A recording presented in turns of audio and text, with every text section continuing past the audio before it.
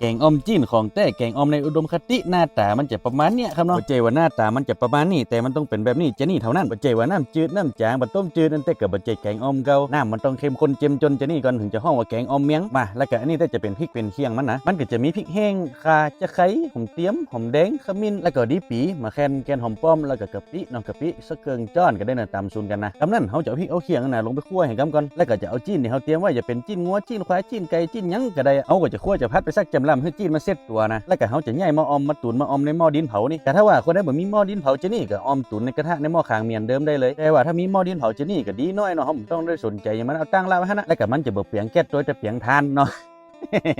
พูดนะเกิงสอบเนี่ยหลังจากที่ผมออมมาประมาณ2ชั่วโมงครับนะเขาก็จะมาปรุงรสได้เลยก็จะใส่เกี๊ยวผงปรุงรสสูรสแล้วก็สุดท้ายได้จะเป็นข่าอ่อนขึ้นมาอ้อยไปสักน้อยแล้วก็หั่นน้ำเขียวๆที่ผมฮดไปนั่นก็นั่นเป็นจีน้ำมะยานางอันนั้นเป็นน้ำเพี้ยอ่อนแล้วก็เลียดสดนะตัวไอ้ก้นลงไปสักถ้วยน้อยเพี้ยความเข้มข้นเจ้มจนของแกงออมเฮาน่ะมันต้องมีเลียดสดฮดลงไปสุดท้ายก็อุ้ยพักป้อมต้นหอมเฮียกะตาอานะเสร็จเรียบร้อยแล้วว่าเราแกงออมในโดมคติเฮาตักใส่ถ้วยใส่จานจีนมันถึงเด้งดึงไว้นะว่าเรามันถึงยางเปยยางหนุ่มบอกเลยมาเขานึ่งฮ้อนอยู่ในอันเจิญมาเดี๋ยวนี้เปิดซากมากับจีน้ำจำน้ำหิกำก่อนสักปั้นแล้วก็จ้อนกาเสียนกาห้องตะก้นมาตักขึ้นมากูดขึ้นมาจุนมาจะนี่ก่อนปรโรมันถึงเต็มจ้อนมันถึงเน็ตแล้วก็ทีเด็ดการกินแกงอ้อมนะมันต้องอย่างจะนี่ปรโร